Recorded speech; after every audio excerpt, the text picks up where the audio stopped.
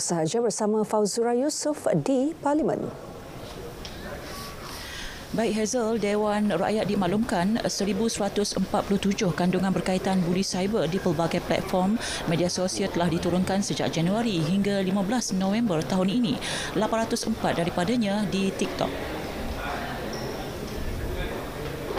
Statistik kandungan yang telah diturunkan mengikut platform media sosial adalah TikTok 804 posting, Facebook 195, X 7, Instagram 9, YouTube 9 dan juga lain-lain 123 je.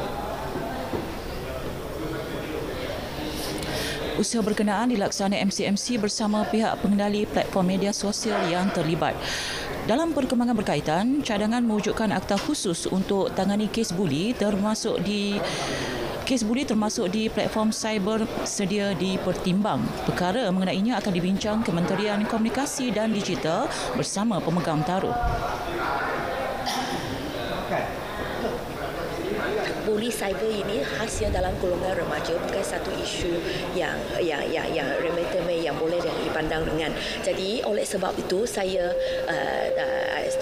menerima secara hati terbuka cadangan yang berhormat bahawa mungkin satu akta khusus boleh diwujudkan untuk cyber buli cyber ini. Jadi saya akan membawa balik cadangan tersebut untuk berbincang dengan stakeholder yang lain, tengok mana satu kementerian yang lebih sesuai untuk membawa akta tersebut.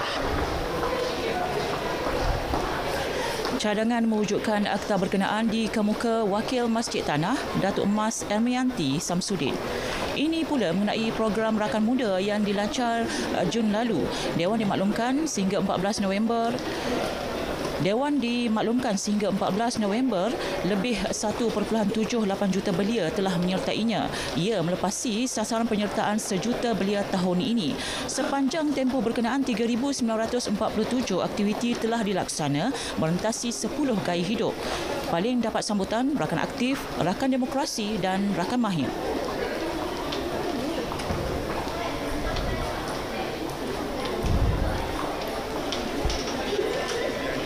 Menjadikan Rakan Muda sebagai sebuah program utama dalam memperkasakan pembangunan diri belia di samping menyemai gaya hidup positif dalam kalangan anak muda di Malaysia. Program ini turut dilaksanakan menerusi pelbagai kerjasama strategik yang melibatkan agensi-agensi kerajaan, badan bukan kerajaan dan pihak korporat dan melibatkan kaedah perkongsian peruntukan, penggunaan kemudahan fizikal dan pengukuhan kepakaran. Baik, kita beralih ke perkembangan sidang Dewan Negara. 4 jawatan kuasa pilihan khas JKPK Dewan Negara dicadang ditubuhkan. Ini termasuk JKPK Perhubungan, Antara Persekutuan dan Negeri, Hal Ehwal Sosial dan Masyarakat, Tata Kelola, Integriti dan Rasuah, selain semakan undang-undang. Cadangan penubuhan beberapa jawatan kuasa pilihan khas dalam masa yang terdekat ini dengan penglibatan yang berhormat senator sebagai ahli-ahli akan turut memperkasakan lagi peranan Dewan Negara. Sebagai badan perundangan merealisasikan kedudukan Parlimen Malaysia seperti yang diperuntukkan oleh Perlembagaan Persekutuan.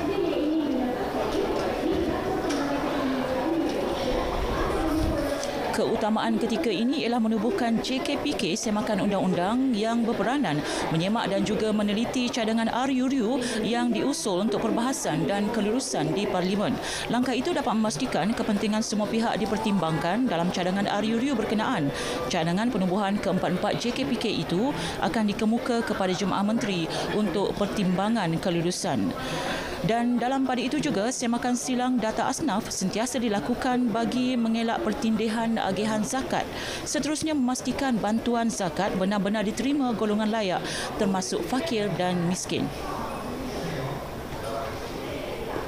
Dan Persekutuan menerusi Jauhar bersama-sama MAIN dan EMZ turut mengambil tindakan proaktif dengan menubuhkan pasukan task force dan menjalinkan kerjasama strategik dengan pelbagai agensi kerajaan persekutuan, antaranya Unit Penyelarasan Pelaksanaan ICU DJPM, Jabatan Kebajikan Masyarakat, Kementerian Pembangunan Wanita, Keluarga dan Masyarakat, Yayasan Wilayah Persekutuan, Perkeso dan Mitra.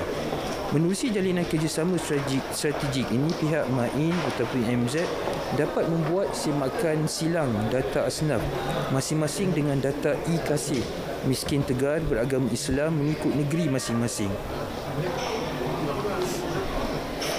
Bagi mempercepat dan meningkatkan kecekapan proses agihan bantuan zakat, sistem pangkalan data utama padu sedang dibangunkan yang membolehkan pihak berkuasa zakat menyemak data penerima secara masa sebenar.